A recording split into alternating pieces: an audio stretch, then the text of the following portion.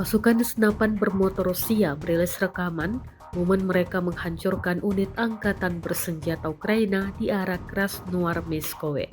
Rekamannya diunggah di Telegram pada Selasa 17 Desember 2024. Dalam keterangan unggahan disebutkan awak baterai mortir dan peluncur granat AGS-17 Flavia serta drone penyerang dari Batalion Atlan Brigade Senapan Bermotor Pengawal ke-35 menghancurkan kendaraan tempur lapis baja, titik tembak, pos pengamatan serta tenaga kerja, termasuk tentara angkatan bersenjata Ukraina di ruang galian yang disamarkan.